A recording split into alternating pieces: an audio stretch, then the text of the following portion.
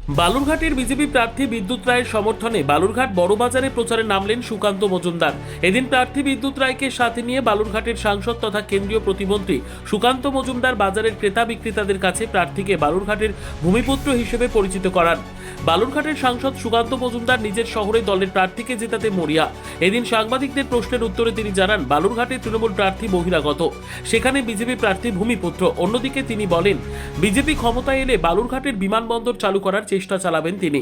সাংবাদিকদের বিভিন্ন প্রশ্নের উত্তরে বাঙালিদের মাছ মাংস খাওয়া প্রশ্নে এসআইআর নাম বাদ যাওয়া প্রসঙ্গ সহ বিভিন্ন প্রশ্নের উত্তর দেন বালুরঘাটের বিজেপি সাংসদ তথা কেন্দ্রীয় প্রতিমন্ত্রী সুকান্ত মজুমদার।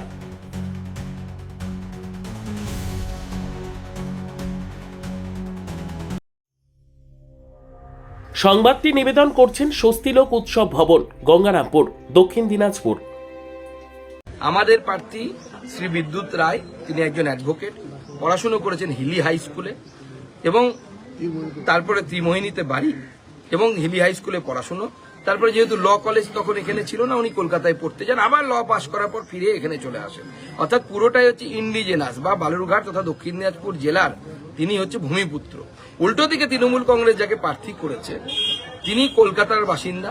তিনি একসময় 5 বছর সাংসদ থেকেছিলেন এখানে। তার জ্বালায় বালুরঘাটের লোক ওনাকে ভোট না দিয়ে আমাকে 34,000-এরও বেশি ভোটে জিতিয়েছিল এবং বলেছিল ছেড়ে দেবা কেঁদে বাঁচি। সেই অবস্থা বালুরঘাটের লোকের বা দক্ষিণ দিনাজপুর জেলার মানুষের উনি করেছিলেন। এখন বালুরঘাটের মানুষ জানেন যে বহিরাগত সংস্কৃতি, অপসংস্কৃতি বালুরঘাটে আনা যাবে না। বালুরঘাট হচ্ছে শান্তির জায়গা। আমরা ভিন্ন ভিন্ন রাজনৈতিক মতাদর্শের লোক হতে পারি, কেউ কারো গায়ে কোনো আঘাত করি না। এখানে এমপি আছে, বিজেপির এমএলএ আছে। এলে পরে এই প্রত্যেকটি কাজ সময়সীমা বেঁধে দিয়ে হবে। এবং আপনি যে এয়ারপোর্টের কথা বললেন, আমারই বিমান নিয়ে আসার কথা ছিল, কারণ পার্টি ভোটের সময় বিমান বা প্লেন ভাড়ায় নেয়।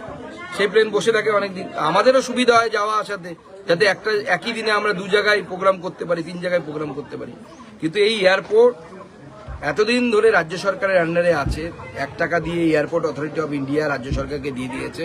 রাজ্য সরকার এখন এমন অবস্থা করেছে, আপনি নিজের পয়সাতেও যদি কোনো ছোট প্লেন নিয়ে আসতে চান এখানে আপনি নামাতে পারবেন না, কারণ সমস্ত ফেসিলিটি শেষ হয়ে গেছে। আবার আমাদেরকে জিরো থেকে শুরু করতে হবে যখন সময় আসবে এবং ভারতীয় জনতা পার্টির সরকার তৈরি হবে এবং আমি চালাবো। আমি এর আগেও বলেছি, তৃণমূল নেতাদেরকে, মুখ্যমন্ত্রীকেও বলেছি, এয়ারপোর্ট আমাকে আমার হাতে দিন, এয়ারপোর্ট অথরিটি অফ ইন্ডিয়ার হাতে দিন। 6 মাসের মধ্যে আমরা ছোট বিমান হলেও, সপ্তাহে 1 দিন 2 দিন হলেও আমরা চালাবো। আলাদা করে কোনো বিষয় নেই। আমরা তো সবাই মাছ মাংস খাই, ছোটবেলা থেকে মাছ মাংস খেয়ে বড় হয়েছি। এখন বয়স হয়েছে, অনেক কিছু রেস্ট্রিকশন করতে হয়। আমরা যখন বড় হয়েছি প্রতি রবিবার মাংস খেতাম, আমরা খাসির মাংস খেতাম, মুরগির মাংস খেতাম না আমরা। তো এইভাবে আমরা বড় হয়েছি। তো আলাদা করে কিছু বলার বা প্রচারের কিছু প্রয়োজন নেই। মুখ্যমন্ত্রী জানেন তিনি মিথ্যে কথা বলছেন। আর সব থেকে বড় কথা, খাবার দাবার নিয়ে এই ধরনের বক্তব্য রাখা উচিত নয়। কারণ আমি যেমন আমিষ খাই, আবার এই বাংলাতেই প্রচুর মানুষ আছে যারা নিরামিষাশী, যেমন যারা বৈষ্ণব। সর্বোত্তম সুযোগ সুবিধা রয়েছে আতিথেয়তায়।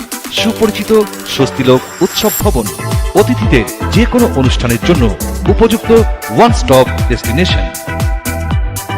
আমরা আপনার বিশেষ অনুষ্ঠানটিকে অবিস্মরণীয় করে তুলি।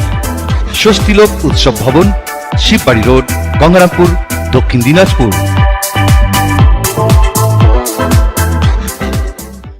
ব্যুরো রিপোর্ট, উত্তর বাংলা সংবাদ।